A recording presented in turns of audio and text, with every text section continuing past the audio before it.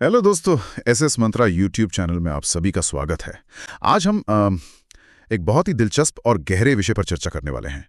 जरा कल्पना कीजिए, एक ऐसे सरकारी विभाग की जो राज्य भर के हजारों स्कूल्स में खाली पड़ी एक एक डेस्क, एक एक पद को ट्रैक करने के लिए एक बेहद स्ट्रिक्ट अभियान चला रहा है। हाँ, और वो भी एक तय डेडलाइन के साथ। बिल्कुल, एक ऐसी डेडलाइन जहां साफ चेतावनी है कि अगर किसी अधिकारी ने जानकारी भेजने में देरी की ना, तो उस पर सीधी कार्रवाई होगी। तो आज हम इसी बड़े कदम की तह तक जाएंगे। सही कहा आपने, ये कोई मामूली हलचल नहीं है। नहीं, बिल्कुल नहीं। आज हमारा फोकस मध्य प्रदेश शिक्षक भर्ती में सामने आ रहे उन 16,000 पदों के संकेतों पर है, जिन्हें रूपरेखा जनजाति कार्य विभाग यानी ट्राइबल वेलफेयर डिपार्टमेंट तैयार कर रहा है। और इसके पीछे की पूरी मशीनरी को समझना बहुत जरूरी है। एग्जैक्टली।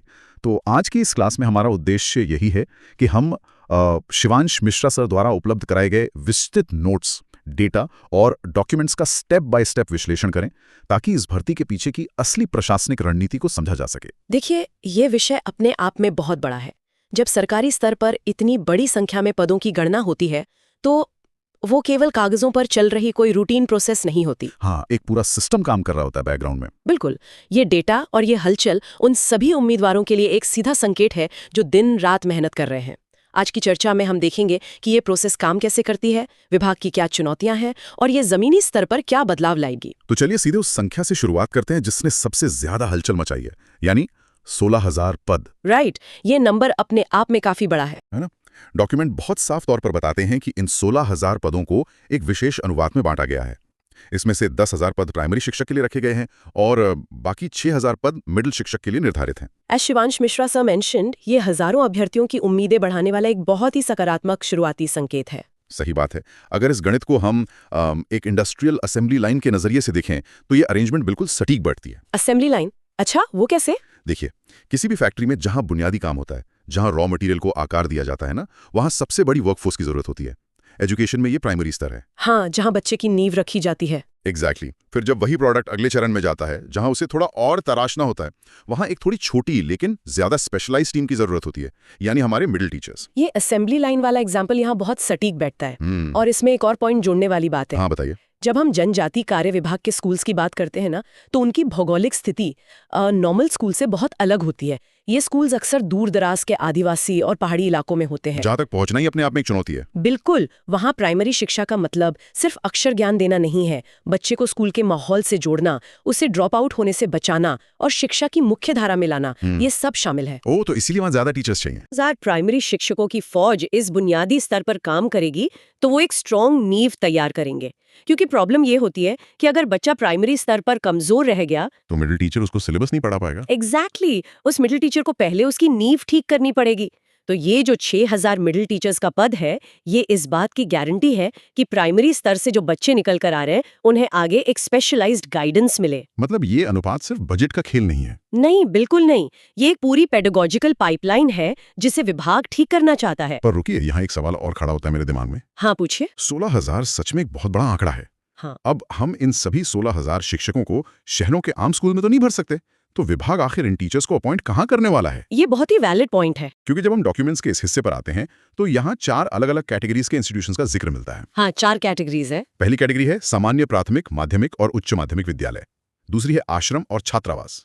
तीसरी है ज्ञानोदय आवासीय विद्यालय और चौथी है माता शाबरी आवासीय परिसर। Rightly said. Shivansh Mishra sir points out that in विविध प्रकार के संस्थानों से हमें भारतीय के व्यापक स्वरूप का पता चलता है। बिल्कुल, लेकिन यहाँ मुझे एक चीज समझनी है। क्या एक टीचर का काम एक नॉर्मल स्कूल और इन आवासीय या आश्रम स्कूलों में एक ही जैसा होता है? नहीं, जमीन आसमान का फर्क होता है। अच्छा, विभाग ने इन्हें अलग अलग कैटेगरीज में क्यों रखा है फिर? यही वो पॉइंट है जहां ये डेटा सबसे ज्यादा महत्वपूर्ण हो जाता है।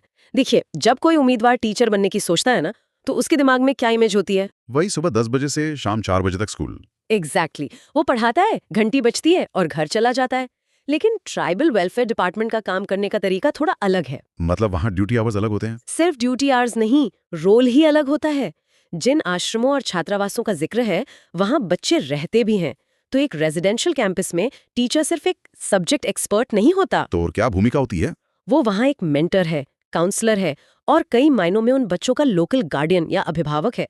उसका इम्पैक्ट 360 डिग्री होता है। ओह वाओ, ये तो काफी बड़ी जिम्मेदारी है। और अगर हम तीसरी कैटेगरी यानी ज्ञानोदय आवासीय विद्यालय की बात करें, तो ये राज्य के बहुत ही स्पेसिफिक और मेरिट बेस्ड स्कूल्स होते हैं। अच्छा, मतलब यहाँ टॉप स्टूडेंट्स आते हैं? हाँ, यहाँ मेधावी छात्रों को चुना जाता है ताकि उन्हें आगे बड़ी कम्पिटिटिव एग्जाम्स के लिए तैयार किया जा सके।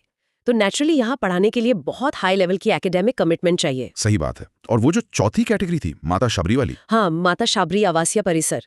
ये संस्थाएं विशेष रूप से बालिकाओं और उन वर्गों के बनाई गई हैं जो सदियों से शिक्षा से दूर रहे हैं। तो यहाँ अप्रोच थोड़ी अलग रखनी पड़ती होगी। बिल्कुल, यहाँ एक टीचर को बहुत ज्यादा संवेदनशीलता और एक अलग तरह की चाइल्ड पेडागोजी का इस्तेमाल करना पड़ता है। अच्छा, अब समझ आया। तो जब विभाग इन चारों अलग अलग कैटेगरीज से डेटा मांग रहा है, तो इसका सीधा सा मतलब है कि उन्हें अलग अलग माइंडसेट और स्किल्स वाले टीचर्स की तलाश है। ये सच में काफी दिलचस्प है। मतलब रेजिडेंशियल स्कूल्स में एक टीचर की जिम्मेदारी सिर्फ ब्लैक बोर्ड या क्लासरूम के दरवाजे पर खत्म नहीं होती। नहीं, बिल्कुल नहीं।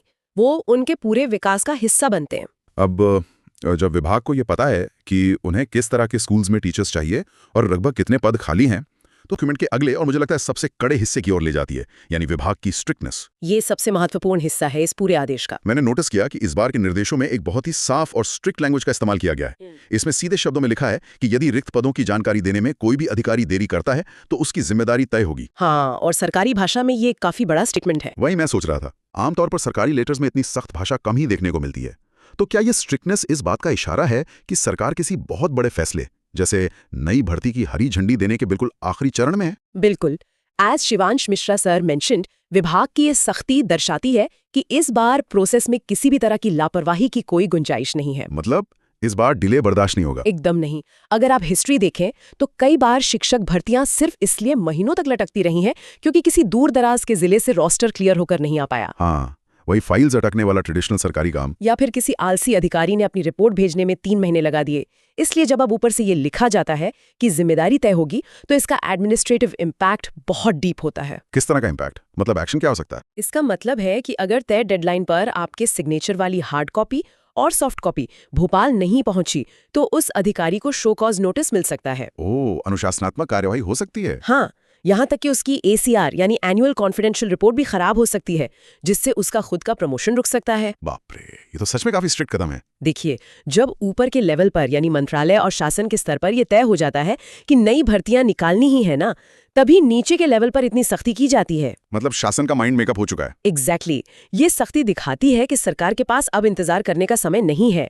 वो जल्द से जल्द एक क्लियर और ट्रांसपेरेंट डेटाबेस चाहते हैं, ताकि नोटिफिकेशन निकालने में कोई लीगल हर्डल ना आए। हाँ, ताकि मध्य प्रदेश शिक्षक भर्ती के अंतर्गत नए सिरे से नोटिफिकेशन जारी करने की प्रोसेस बिना किसी तकनीकी अड़चन के आगे बढ़ सके। ये सब सुनकर अभ्यर्थियों को बहुत बड़ी राहत मिलनी चाहिए। अक्सर जो एक निराशा होती है ना कि पता नहीं फाइल सरकारी दफ्तरों में कहाँ धूल खा रही होंगे। सही कहा, वो निराशा दूर होती है इससे। हाँ, इस तरह के स्ट्रिक्ट निर्देश उस निराशा को कम करते हैं। ये एक गारंटी की तरह है कि काम रुका नहीं है, बल्कि बहुत तेजी से चल रहा है। बिल्कुल, और यही समय है एक्शन लेने का। तो अब इन सारे पॉइंट्स को एक साथ जोड़ते हैं। पदों का गणित हमने समझ लिया, आवासीय और आश्रम स्कूल्स का नेचर देख लिया, डेटा कलेक्शन की चेन भी क्लियर हो गई। हाँ, हार्ड कॉपी की लीगल वैल्यू, और आखिर में जो ये अधिकारियों पर स्ट्रिक्टनेस की जा रही है वो भी समझ आ गया। अब इन सब का विश्लेषण करने के बाद एक स्टूडेंट के लिए मैं टेक अवे क्या निकालता है? उनके लिए तो ये एक वेकअप कॉल है। वही तो, जो छात्र आज अपने कमरे में बैठे हैं, जिन तक ये खबर पहुंची है कि 16,000 पदों की सुगबुगाहट शुरू हो गई है, उनके लिए इस पूरी एडमिनिस्ट्रेटिव हलचल का प्रैक्टिकली क्या मतलब है? As Shivansh Mishra sir mention, मैं यही कहूंगी कि ये अलर्ट होने का टाइम है। क्योंकि नोट्स के एंड में बड़ा साफ मैसेज था कि अब प्रिपरेशन को नई उड़ान देने का वक्त आ गया है। अगर हम इसे एक स्ट्रेटेजिक नजरिए से देखें तो किसी भी कॉम्पिटिटिव एग्जाम की प्रिपरेशन का एक अपना साइकोलॉजी होता है। साइकोलॉजी? वो कैसे? देखिए, बहुत से उम्मीदवार क्या करते हैं, वो एक रूमर सुनते हैं, थोड़ा जोश में आते हैं, फिर सोचते हैं कि अरे यार, जब ऑफिशियल नोटिफिकेशन का PDF वेबसाइट पर आ जाएगा तब किताब खोलेंगे। हाँ, ये तो सबसे कॉमन मिस्टेक है। लास्ट मोमेंट पैनिक, और ये सबसे बड़ी गलती होती है।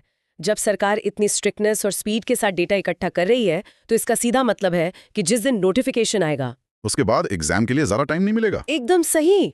नोटिफिकेशन के बाद तैयारी का समय नहीं दिया जाएगा। अब देखिए, 16,000 पद सुनने में बहुत लगते हैं, पर अप्लाई करने वाले तो लाखों में होंगे ना। वही तो मैं कह रही हूँ, कंपटीशन बेहद कड़ा होने वाला है। जो विद्यार्थी इस डिपार्टमेंटल ऑर्डर को सिर्फ एक न्यूज आइटम की तरह नहीं, बल्कि अपनी पर्सनल अलार्म क्लॉक की तरह लेंगे, वही अंत में सक्सेस पाएंगे। बिल्कुल। यही वो समय है जब अपने बेसिक कॉन्सेप्ट्स क्लियर करने चाहिए, पुराने क्वेश्चन पेपर्स का एनालिसिस करना चाहिए और एक सॉलिड स्टडी प्लान बनाना चाहिए। क्योंकि नोटिफिकेशन आने के बाद तो सिर्फ रिवीजन और मॉक टेस्ट का ही वक्त बचता है। पॉइंट होना चाहिए। और SS मंत्रा जैसे प्लेटफॉर्म्स लगातार आपको अपडेट्स और गाइडेंस दे ही रहे हैं। बिल्कुल सही फरमाया आपने। नोटिफिकेशन का इंतजार करना ना उस योद्धा की तरह है जो युद्ध के मैदान में बिगुल बजने के बाद अपनी तलवार पर धार लगाने बैठता है। हाँ, तब तक तो बहुत देर हो चुकी होती है।